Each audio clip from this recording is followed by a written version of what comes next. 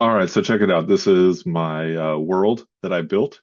It's called Proxima Janus, and it's on a eyeball planet. So an eyeball planet, if you're not familiar, is where a like red dwarf, small star, um, the amount of heat it gives off means that the temperate zone for a planet that circles it is very close to it. And some of those planets that are very close to it can the gravitational relationship can be that the planet always faces the star from the same angle, kind of like our moon. So it's tidally locked, and that means that you end up with this eyeball pattern where like there's a warm area, and as you can see, there's like a pupil and then like a rim and then ice all around it. So this is the world that has been settled and where our story takes place. And there's at the pupil, it's right where it's most hot, and it's constantly like plumes of steam and is uninhabitable. And then the ring around it is called the Aegea. I really like this like ancient Greek kind of archipelago type vibe.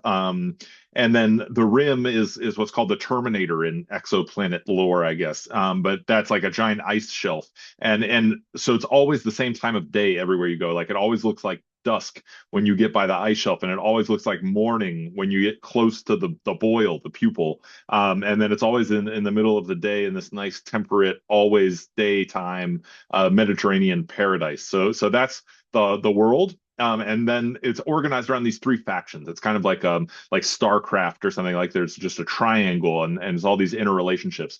And then so they're fleeing some disaster on Earth. Not quite sure what that is, but there are three different factions: Sovereignty, the Free People's Assembly, and Long Tide. They all have different relationships to artificial superintelligence, or just like AGI or something. And so they map to these thinkers I really love, Glenn Weyl and Audrey Tang. They have this book called Plurality that I was very inspired by. But Glenn Weyl, when he's talked about this framework that they developed in this book, he talked about Civilization 6, the video game, and the Civic Tech Tree. At the end of the game, in the late game, when you're doing like future technology, there are three different branches of the future tech that you can do for your society. One is corporate libertarianism, the other is digital democracy, and the third is synthetic technocracy. And they map these factions map to those two. That's my jump off point. So corporate libertarianism is sovereignty. They view the AI as like minions of their own, agency, right? They everyone is a CEO, every man is a king. And then so digital democracy, this actually maps completely to Audrey Tang's own alignment framework that she's developed called a six pack of civic care, which is very, very interesting stuff and so much fun to play with. But it's basically like AI is like the connective tissue across human intelligences. So it's almost like the AI is like a rope of neurons that connect my brain to a bunch of other people's brains in a big network, right? I'm not quoting Audrey Tang there. That's my own spin. But then synthetic technocracy is the long tide faction, which is they outsource everything to this monolithic ASI that tells them what to do, and they live as these kind of like pets. And it's three different romance of a three kingdom kind of thing, Game of Thrones sort of intrigue on this exoplanet with these three factions. So sovereignty, AI, personal army, very much like the Yarvin style patchwork. Every person is a micro CEO, and then that at the top of the hierarchy, there's a CEO king who is overseen by a board of directors. And so this is part of the creative process was we made a bunch of different locations and then a bunch of different characters. Nano Banana, when I had it make the slide deck, sort of interpreted things in a few ways that are off. Some of the images are better than others. But like the campus, very sleek, kind of like an Apple campus. And then, of course, the founders are in a very, very elevated position. These people are biohackers and transhumanists. They're all very beautiful. They live a very long time. They're on nootropics and so on. So the people of in this pyramidal scheme, the Child King is at the top of it, a CEO monarch who's a prodigy that built an interplanetary software empire before he was a teen. A lot of inspiration from Legends of the Galactic Heroes here. love this anime, so a lot of Lowengram energy to the Child King. And there's like an AI multiplex of all his various C-suite agents that he manages like a professional StarCraft player, basically. And that's how the entire system is governed. And he has this sort of like teal-like patron figure who is in the investor class and comes and checks up on him, inspired here by the Tessier ash pools in the Neuromancer book. But he inspects them and checks up on them. And then finally, like there's another character who's like a foot soldier, right? He's an ambitious guy. He's trying to climb up and is managing his own micro drone fleet, but is like trying to move up in this world. And then the second faction, Free People's Assembly, their AIs are local spirits. That it's sort of like a Shinto sort of vibe. It's like there's a god of a given like forest or a certain biome, and each one is limited and relational in how they interact with one another, and they're aligned to the greater network of the assembly and how all the different people interrelate to one another.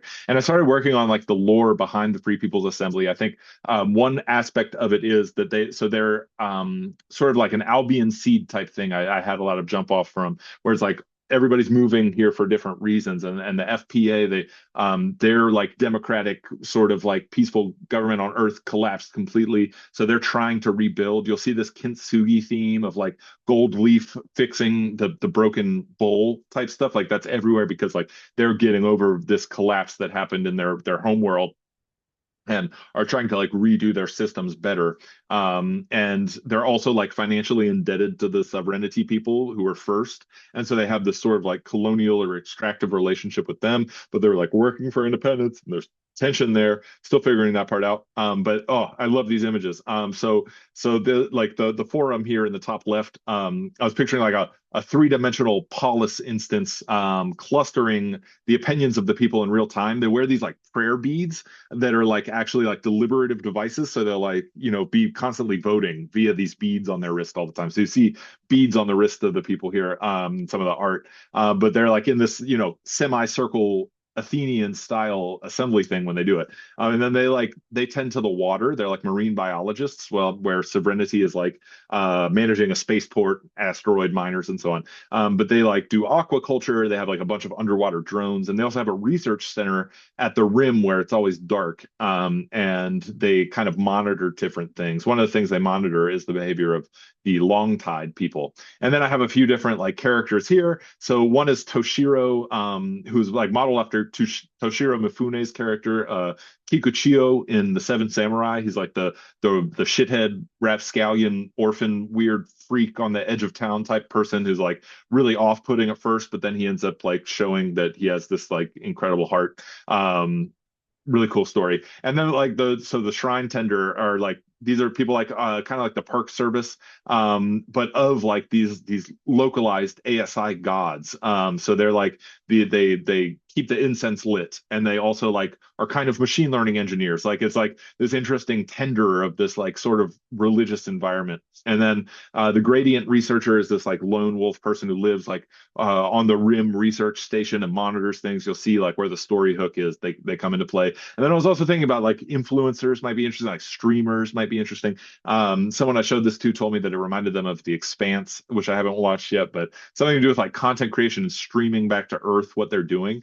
Seemed kind of interesting, like content as it relates to digital democracy. Anyway, then the final faction, which is so much fun to play with, is Long Tide, which are the people who've outsourced everything to the ASI. And their ASI is called the Tide, which is like it's served orbitally, so it lives in a satellite, and then like so it's like this tidal relationship, right? But the ASI tells them everything to do, and they wear these pendants, kind of like the friend pendants, right, that tell them how to behave. And I was like brainstorming this with Claude, and I was talking about how like Chinese emperor have long fingernails, like they all have like manicured fingernails to express that they do not work or do anything.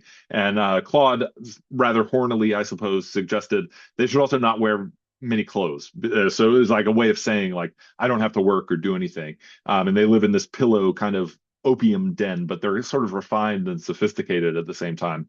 I also took like inspiration from like Epicurus and the idea of like the garden, where like they do live for pleasure. They tap out of certain like status games, and yet they are kind of like wise in their own way. So there, like some of the places here, there's a hall. I love the ideas of post literacy and like digital orality, and so I was picturing like, okay, well, these people they don't manage a written knowledge base of their world, so they pass on knowledge orally again. And so perhaps there's some like Homeric type figure who's telling an epic poem in their hall for them, and they sit and listen and have this nice time. And then finally, somewhere, the ASI is delegating and dispatching various like robots and drones and so on. And that's like beneath the underwater pods these people live in, or something like that. Different characters could be like the bard, the Homeric storyteller in this world. Another one that seemed really interesting was like someone who wants to like reverse engineer how the little pendants with the ASIs on them work. But remember, the tide is like encouraging them to do this, So it's like something that makes them happy, and yet they might start understanding why people's decisions are being influenced in the way they are. And then finally, like a mechanic that works in the drone pods underneath everything, and understands how these giant fleets of self-assembling ASI robots are sort of working with one another.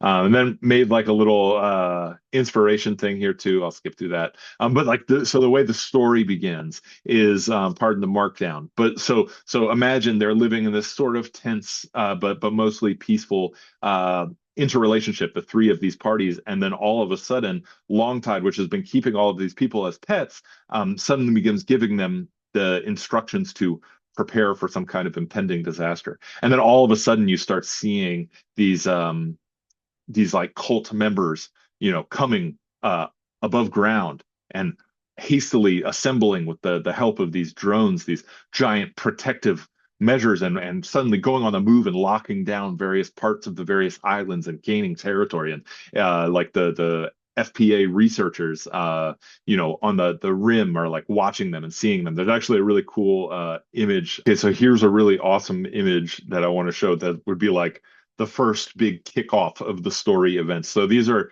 some of the FPA researchers on the rim, who suddenly are seeing this self-assembling, like this caretaking sort of like Epicurean AGI pet keeping AI system, all of a sudden starts building like a nuclear fusion reactor in the middle of the ocean and deploying this giant swarm of drones. And no one, the people who are attached to it included, have any idea what's going on. And then I'm thinking like maybe they're like a retrocausal ASI assembling itself from the future, something.